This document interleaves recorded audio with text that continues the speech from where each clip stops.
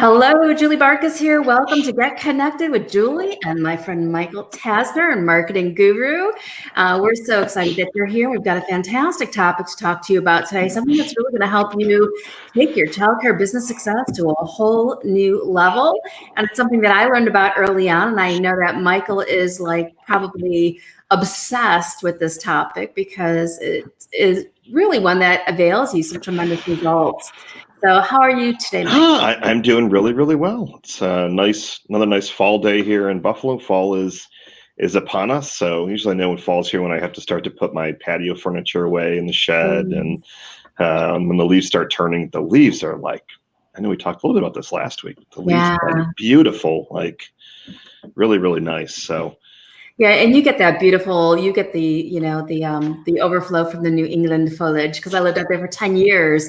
And when I first moved out there, I mean, my jaw would just drop when I would look at the trees. I'd be like, there's like fluorescent yellows and greens. We get a little bit of that here in Illinois and Chicagoland, but not too much. Yeah, it's so beautiful. it's something that I always wanted to never take for granted, because the first time I saw it, I was like, wow, this is really beautiful. Well, it's always a good time to turn on the fireplace and grab a book and grab some nice warm coffee or hot chocolate. And are you a pumpkin guy? Do you like adding pumpkin? I usually don't. So I like the Nitro cold brew from Starbucks. I don't know if they don't have them in like all the Starbucks, but some of them. But it's like made with low to 0 calories.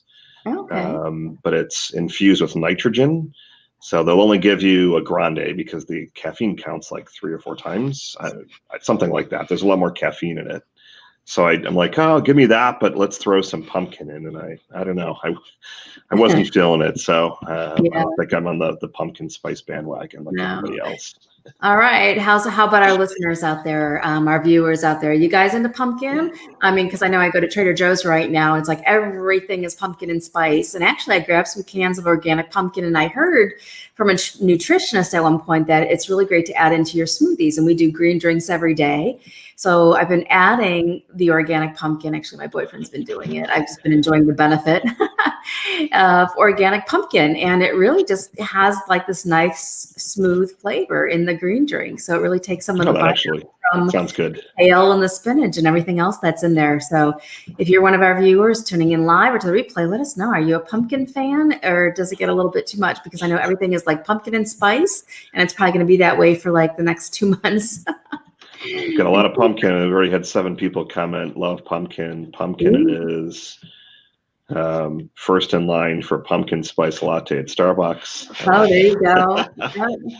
Yeah, so let us know what your favorite pumpkin treat is, but I'm enjoying the canned organic pumpkin that we've been putting in the green drinks. And when I read up on the benefits, and I know we're not talking health, that's not the topic today, but it's so easy to get there since it's something that's a big part of my life. But there's so many benefits that are packed into into a can of pumpkin. It's crazy. I'm like, all right, no wonder people go crazy over pumpkin. I didn't know that, actually. I didn't know that. Yeah, your vitamin Bs and just, so much good stuff. I like iron and lots of things. So, all right. So we are going to be talking about helping you stand out as the authority in your community. And, when I think about this, I think about authority, and I really think about, in more layman's terms, well, how do you stand out on the top of somebody's mind? So when they think childcare, your name becomes synonymous with that word. And, I think that when you stand out as the authority in your community, it's like there is no competition because it's you. And Michael and I want to give you some tips and strategies on how to do that. You can let us know in the comments how you've done it, what you've tried, what's worked, what hasn't worked. We'd love to hear from you, and what questions you have around this. So maybe we can tackle a little bit of why it's important. And I know in your journey, one of the things that you've discovered for yourself was, hey, I need to stand out as the authority, the marketing guru.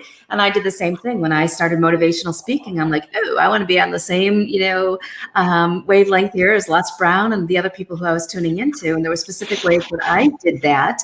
So let's, maybe talk about our journeys a little bit. No, I think that'd be a lot of fun. Yeah, I think so too. Because I know we're both Dan Kennedy fans. We are indeed, yeah. Yeah, and Dan is one of the pioneers of, in my opinion, and Michael may have some others to add in there, but he's really one of the pioneers of helping people position themselves as an authority? Yeah. So well, let's start with our journey. Sorry, I'm just Yeah, getting let's start myself with that. adjusted here. Would you like to start? Ladies first? Ladies first. Ooh, well, I'll give you a little bit of my journey. So I started motivational speaking many moons ago. And when I first did, I was part of the National Speakers Association, the New England Speakers Association. And I kept hearing over and over and again that you've got to stand out, and you've got to not like just hide behind your computer and put yourself out there if you're going to speak and get people to follow you and all that kind of stuff. So I'm like, okay.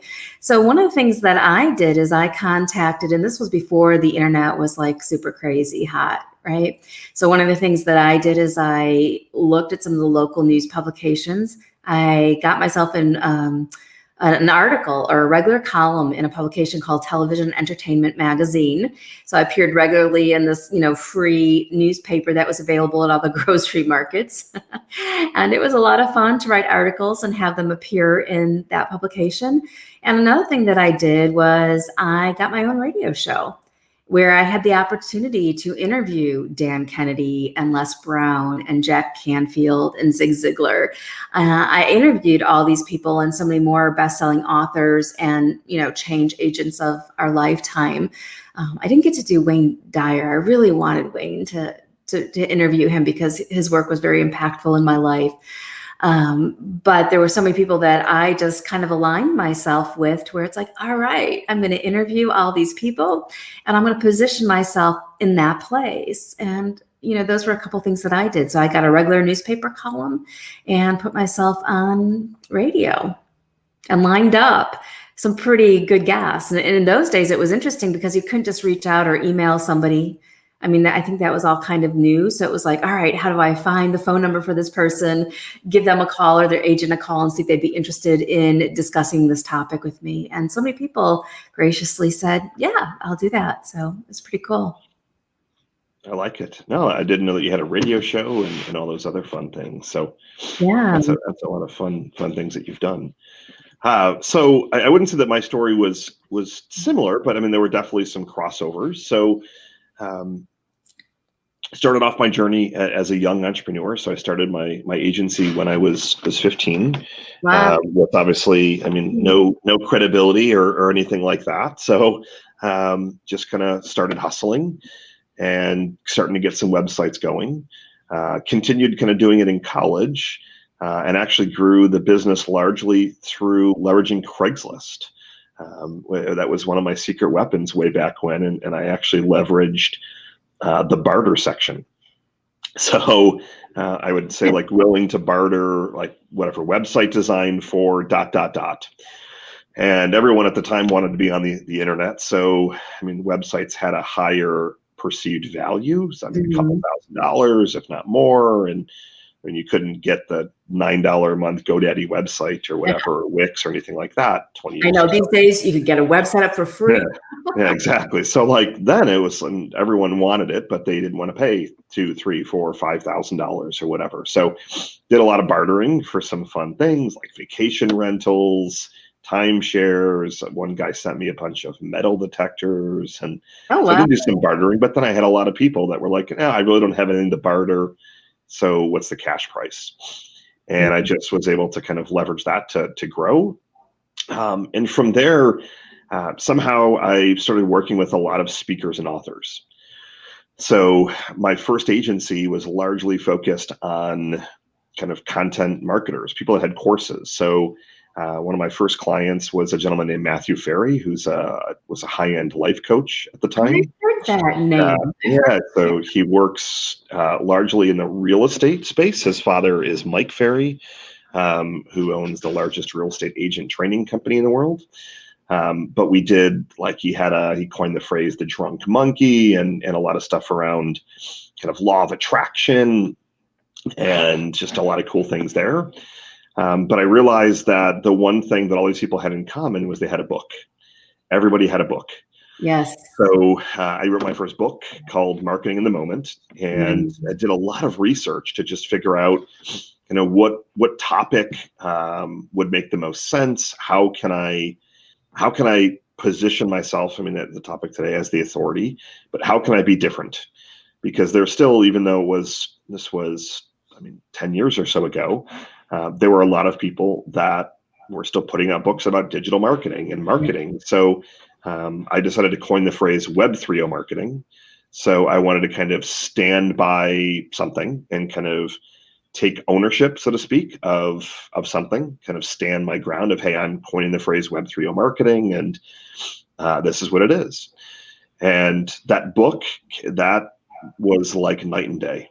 Yeah. And we started getting phone calls from people that, like, I had one guy that I'll never forget. He called me as he was in the airport. He said, I just read your book on Kindle. It was Florida Window and Door, Hurricane Company. And he's like, I am one of the biggest installers of hurricane windows. I read your book.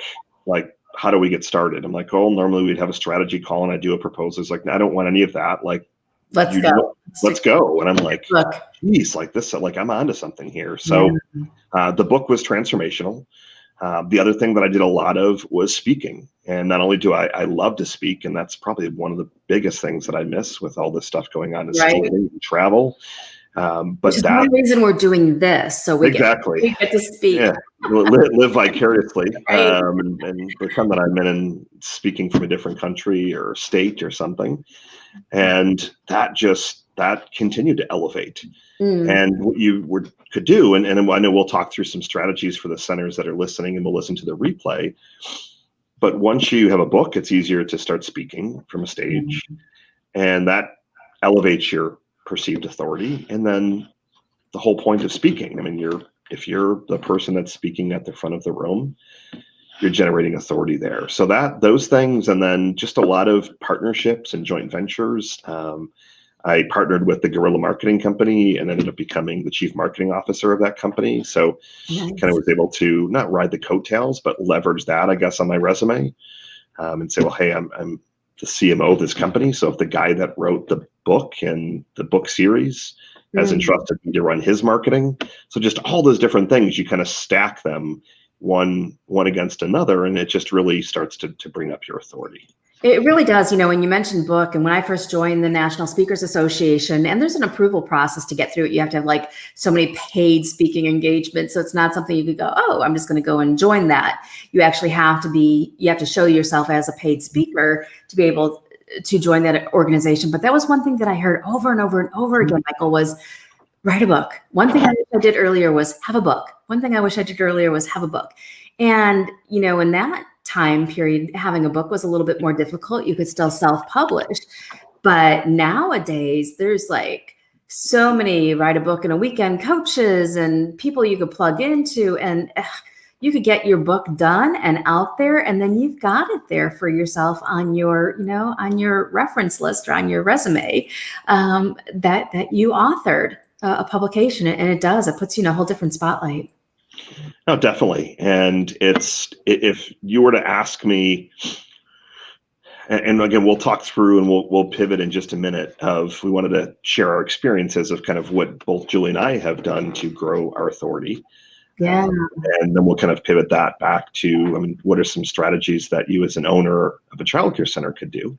Yeah. And if you've tried any of these things, let us know. Write it in the comments. Yeah, I've been thinking about a book, or I've been thinking about doing my own blog post or podcast, whatever it might be. So let us know, what is it that, you have in common with our journeys? So have you tried any of these things? Have you thought about any of these things? Because I think that there's of course, our show is called Get Connected, but I believe that there's a connection while you're tuning in, because you're resonating with some of these ideas. So let us know what those are for you. I would love to hear it.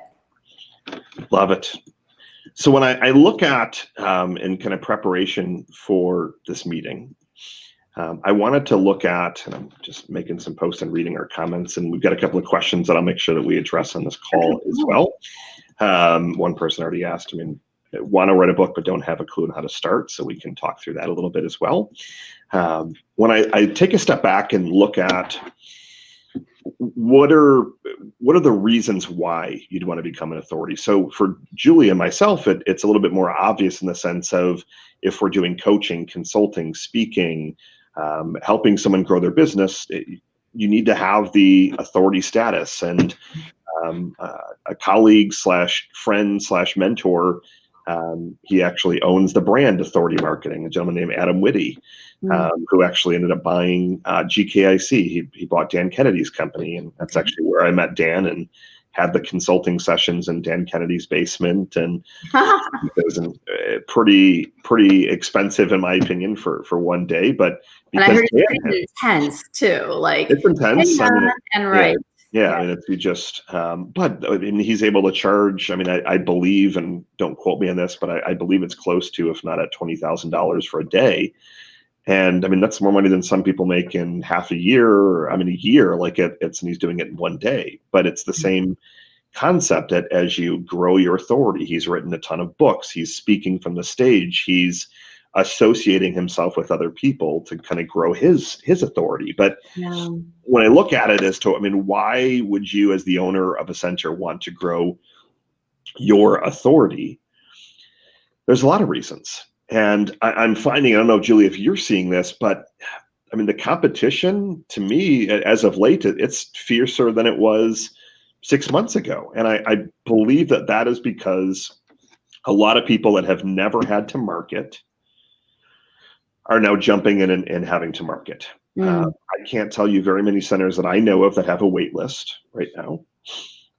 So even a lot of the bigger centers that maybe used to always have a wait list, it's been more challenging to get those enrollments. And it's definitely possible because we're driving enrollments all the time.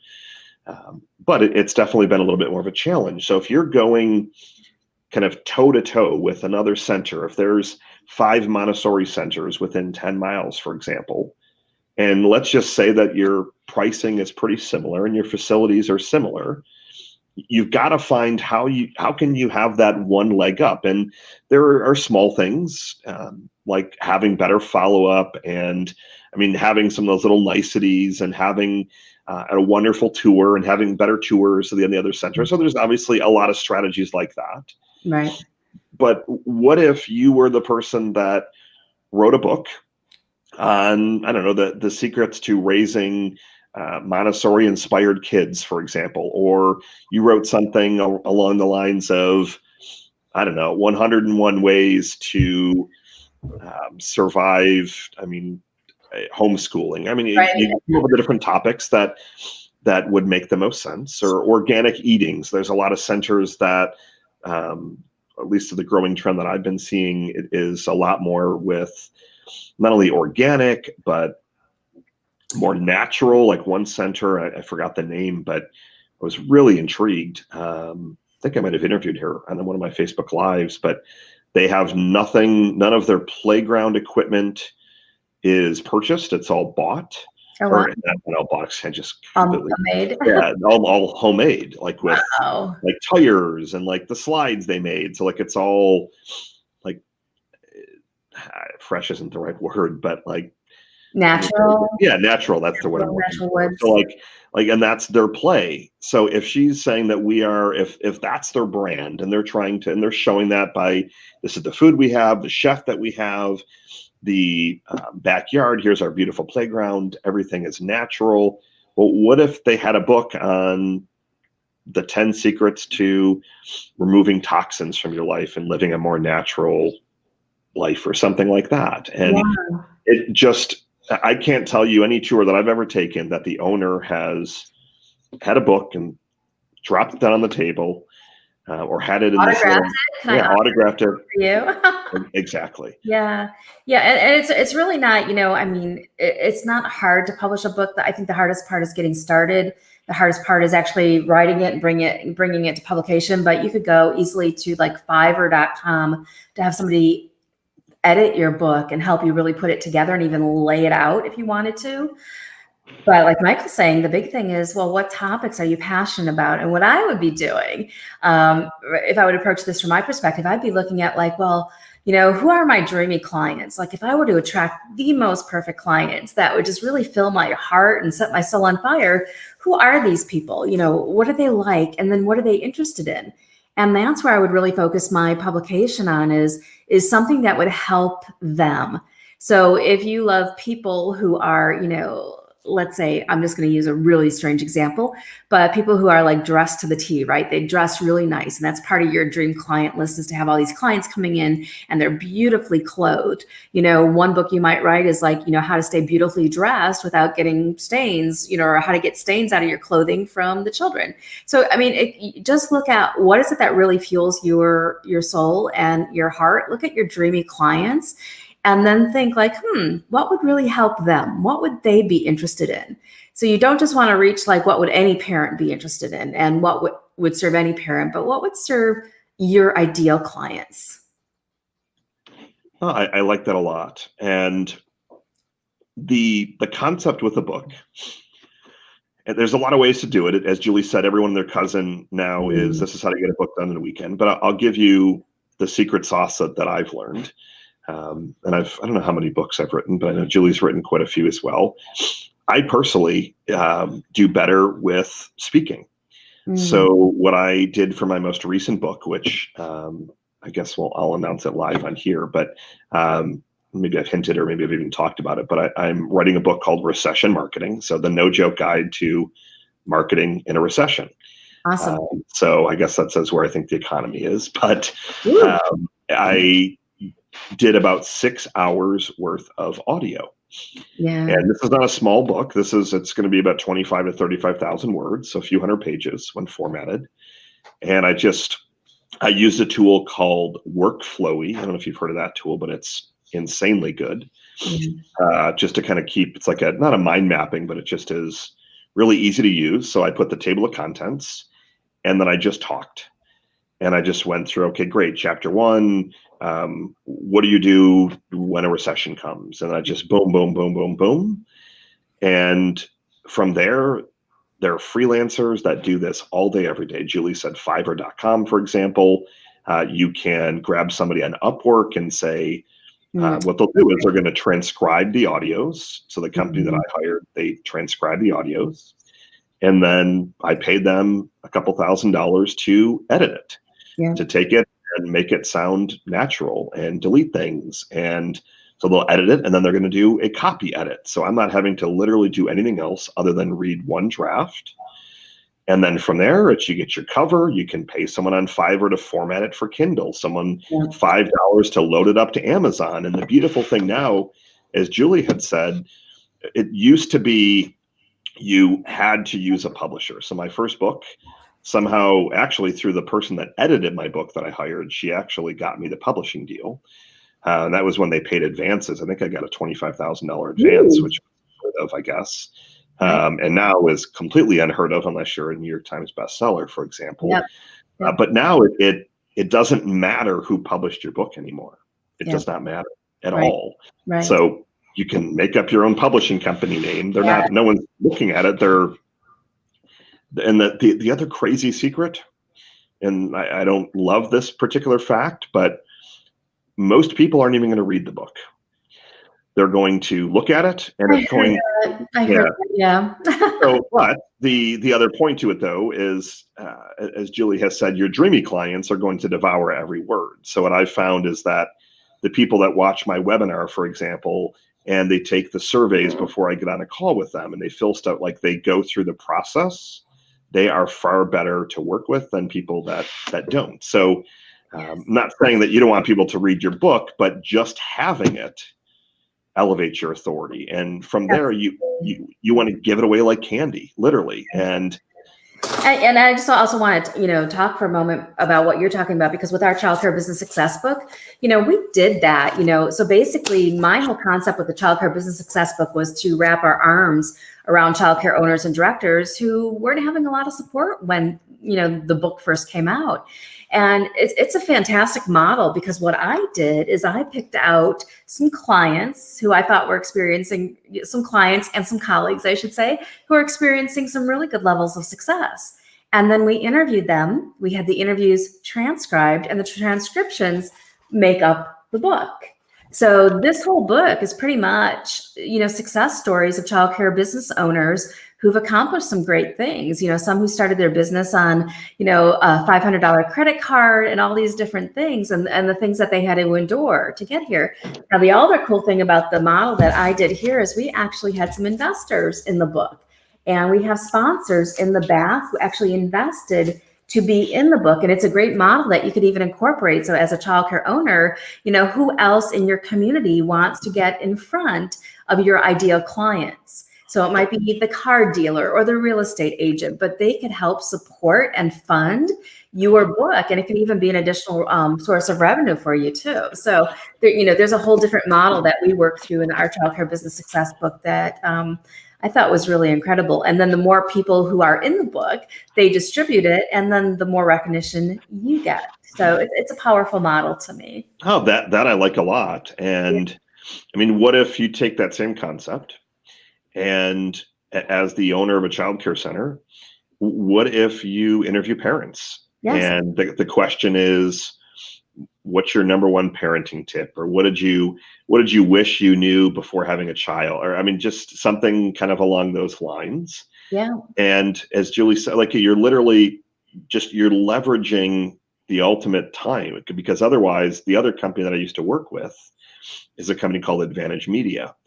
And they specialize in helping kind of busy entrepreneurs publish a book. And what they had all the data to basically say that almost everybody wants to write a book. Everyone has some kind of book in them, but 99% of people do not. And it's like 95% of people that start a book never finish it.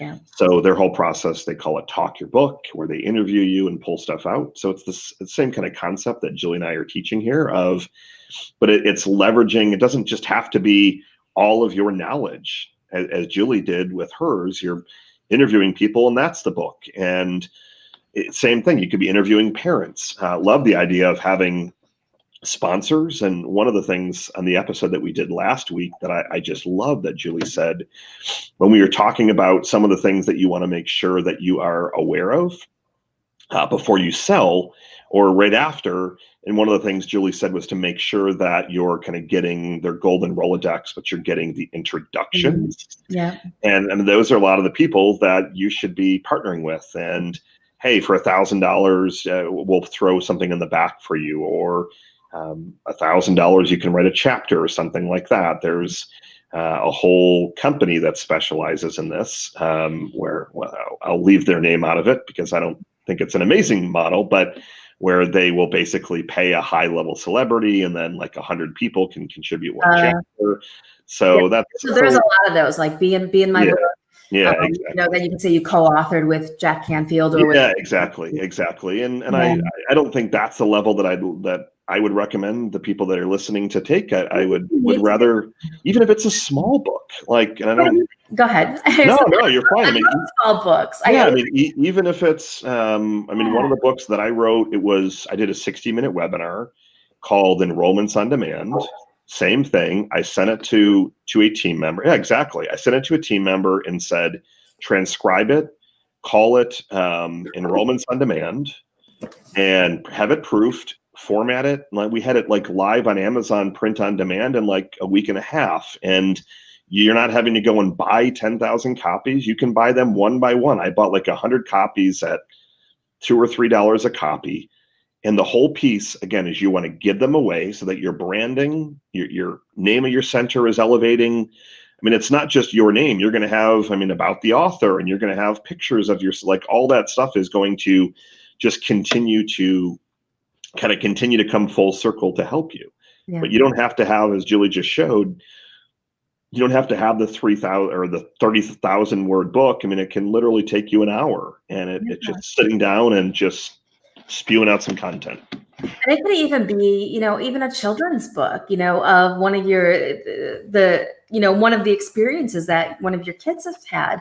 I remember one time there was this a school, they were having show and tell.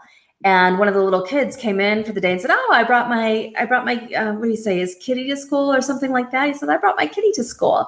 And they're like, "Oh, really? That's nice. Can't wait to see it during show and tell time." And then the next thing you know, an hour or so later, they hear like meow. Yeah. And then they went and checked his backpack and said, you know what? You brought a real kitty to school.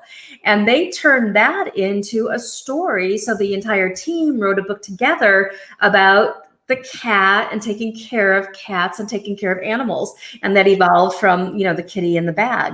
So, it could be a cute story that you send home with mom and dad once they come in and have the tour. You can say, oh yeah, and here's one of our stories. We put it in a book, and you could sign that and then give it away to little Johnny to read during bedtime.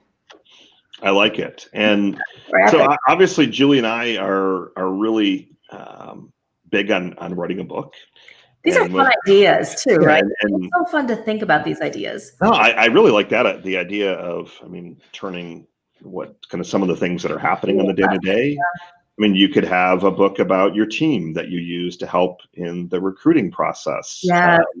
Which I've seen some organizations do, of like stories from our teachers and our team. And especially now with a lot of centers, one of their top priorities, their top one or number two priorities is finding great staff. Yeah. So it doesn't just have to be, I guess, a childcare related book in the sense of just a recruiting tool for parents. It could be a recruiting tool for teams. It's, and it's a book, and a book is a book is a book is a book, right? And if nobody reads it, Donna Kozik, she does write a book in a weekend programs, and she's a great resource for everybody. But she says that your book is like your big business card, and that's how you want to think about it. It's like, instead of handing a card to somebody, you say, oh, and here's my book, enjoy. But I have to talk about Zappos. I don't know if you've heard about them, Michael, and what they do.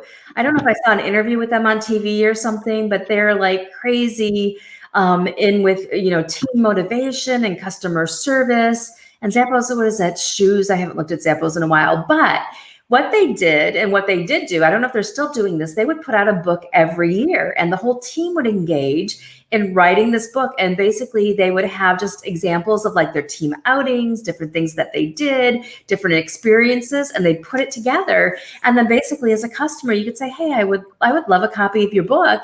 And they ship it off to you for no cost, because they just want to engage you in their culture. And that was pretty cool. So basically I called Zappos after I heard this. I said, oh, I'd like a copy of that book. And sure enough, I got one in the mail, and it's a nice big thick book. I'll have to dig it out and show it to you. And I'm not sure if they're still doing it, but like I said, it was. Yeah, I remember the same thing. Yeah. Yeah, it's just like all the experiences that evolved throughout the year. But even imagine a book like that, and you say, hey, teachers, let's get together and let's share successes. So what are the things that you're most proud of that evolved over the past year? And let's put that into a book format so that we could just share, ABC childcare success stories of how we're changing the lives of the children. And you just have a compilation of all these different stories, and then the teachers become your co-authors in your book.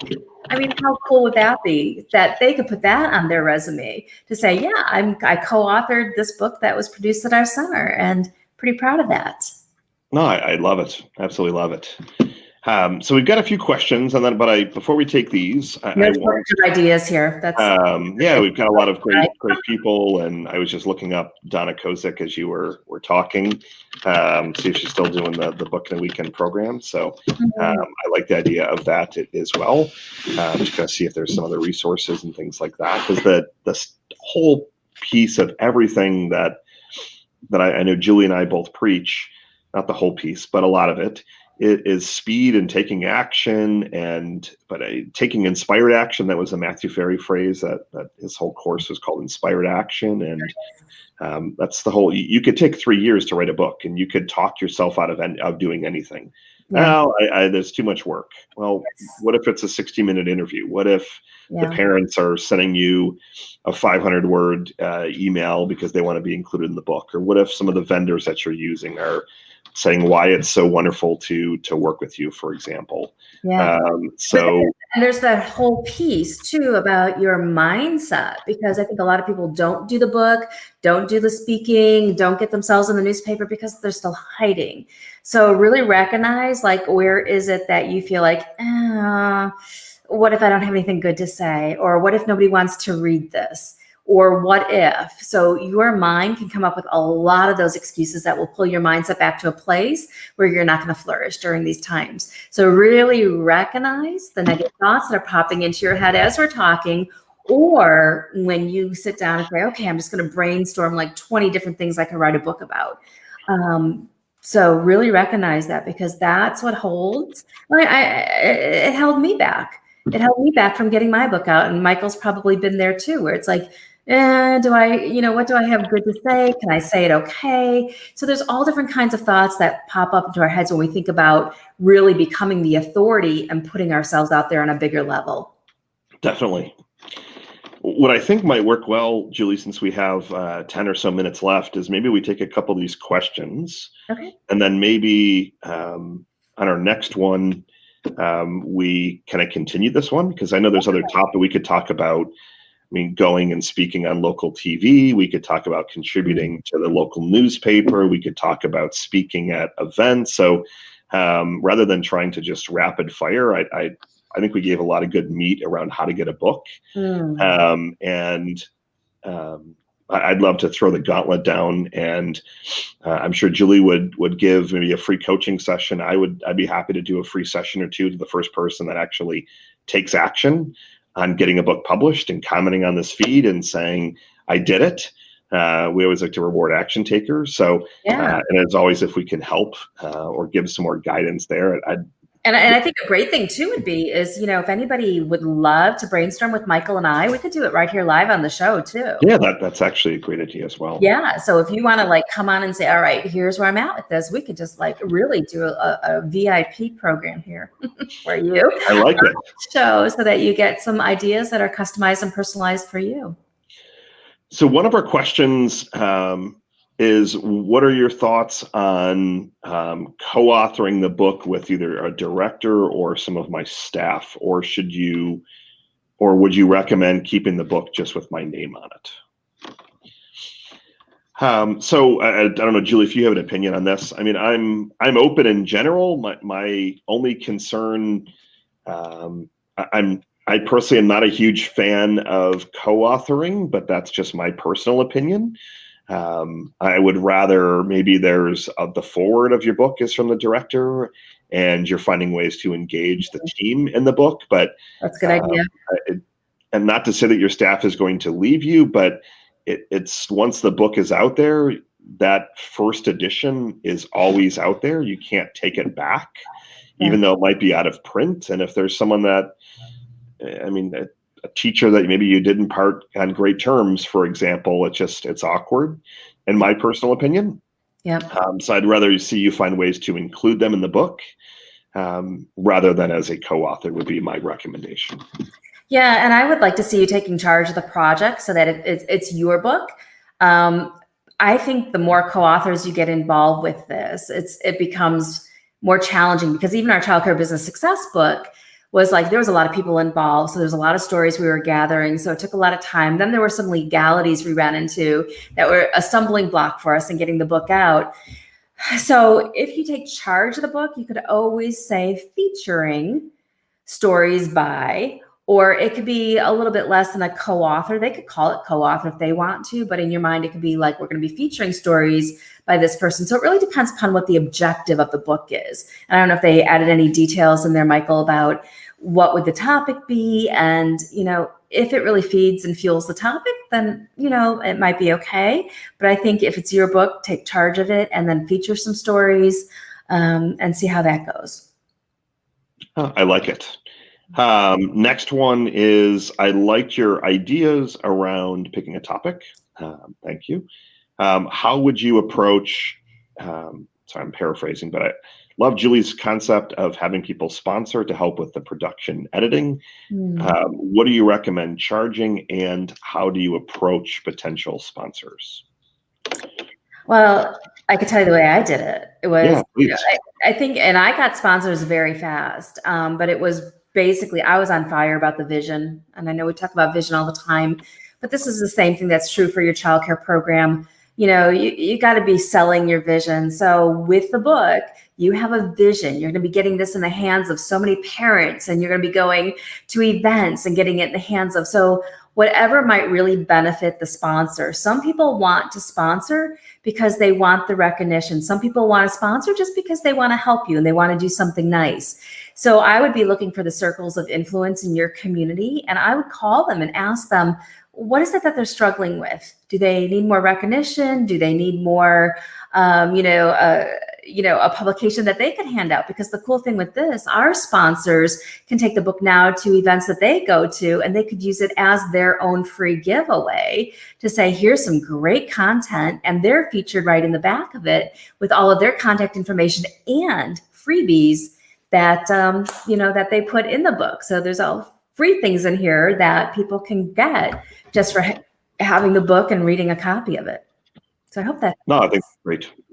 Yeah, I mean, I really don't have anything to add to that. I would follow the same strategy. I, for some reason, have never done sponsors, and I don't have a good reason as to why I haven't. And it would definitely, it's a win-win. I mean, it helps. You can get a book done for as little as you want, and you can invest as much as you want. I mean, you can have the best editor and ghostwriters, and you can pay $2,000 for a cover, or you can pay $20 to have your cover designed. And so but I don't want it to look cheap or feel cheap.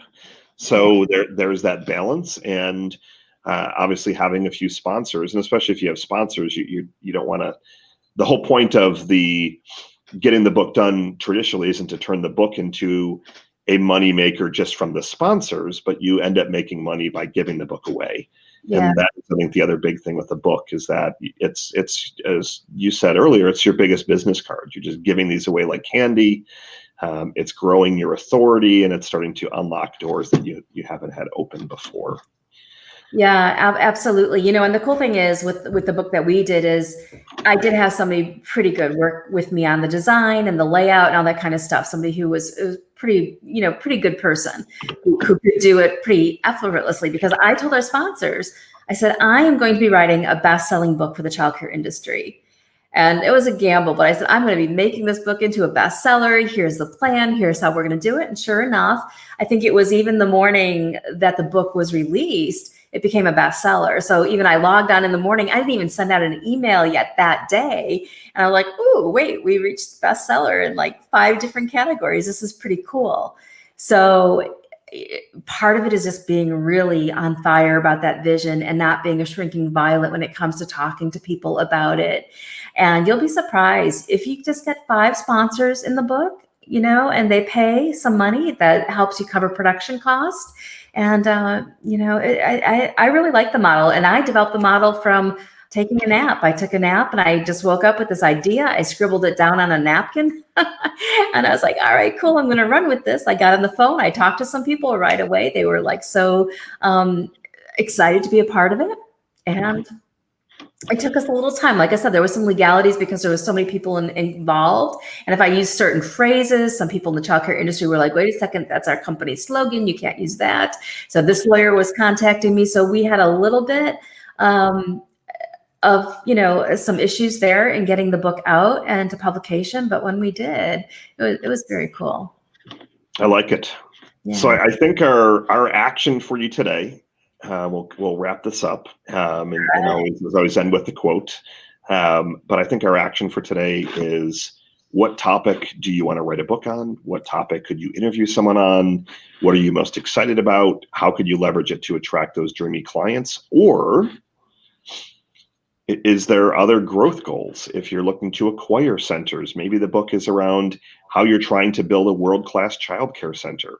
Yeah. If you're looking to hire a ton of people, maybe your book is a culture book. So it doesn't have to just be a prospecting book, again, to grow your enrollments, but it should be in alignment with your vision. What type of book can help you advance your vision?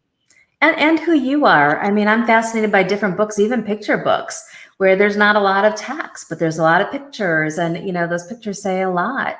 And I'll share with you a tool that we do for our mentorship members on our next show. Remember, we're not going to be here next week, but we'll be back the following week. So ask your questions, and we'll make sure on this topic we come back and we do a part 2 to this the next time that we air live.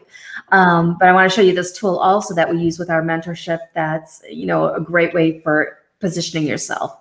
But be creative with your book. So I'm gonna give Julie and I a quick plug, and as we like to end the calls, that if you need any more service or any additional help, so Julie's website is childcarebusinesssuccess.com. You can book a Getting Unstuck call. She's got a lot of other goodies. She's got Facebook groups. She's got communities. There's free giveaways. Yes. A lot of amazing stuff. I know she's got a program that she's currently launching. If you wanted to kind of tell our listeners a little bit more about that, sounds like that's moving along pretty rapidly. Yeah, we're really excited about it. We know that staff remains one of the top issues in this industry, as in many others. So we are launching a program, a VIP coaching program that's 100% dedicated around attracting, hiring, interviewing, and retaining your dream team, the team of your dreams. So that's something new. And if you're interested in that, you can just Facebook me a message, and we'll make sure that you get the information packet along with an application, so we could see if you're a good match for that. So that's a new thing that we're doing that we're very excited about.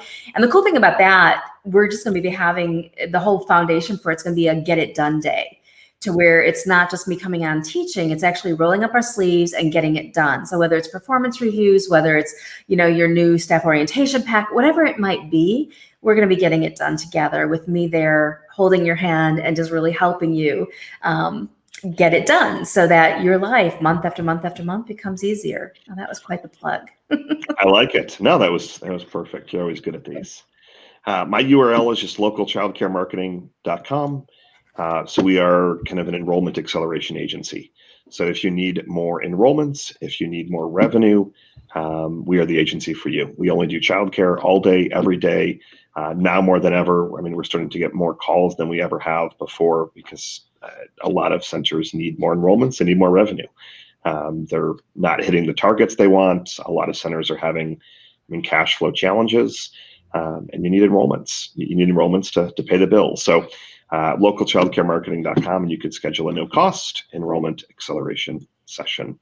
So Julie, do you have a quote to send our listeners off? And as always, like this, share it, comment, ask us questions, and spread the love. Yeah, we're here to support you. So I hope you've enjoyed today's show and gotten some great content. And this went by crazy fast for me, so I really look forward to our next one. But the quote that I'm going to leave you with is by Frank Lane. And the quote, I'm just reading out of my book here, but it says, "If you want to see the sunshine, you have to weather the storm." And I think we could all agree that we're going through a little bit of a storm right now, but I want you to also know is that right behind that, there's a whole bunch of sunshine waiting to really, shine on you. So that's the quote. Wonderful quote, as always. Thank you, everyone, for tuning in, for listening. As always, if we can help you, please reach out. You are not alone. We are doing this to help support you. Have a wonderful rest of your day, your week, weekend. We'll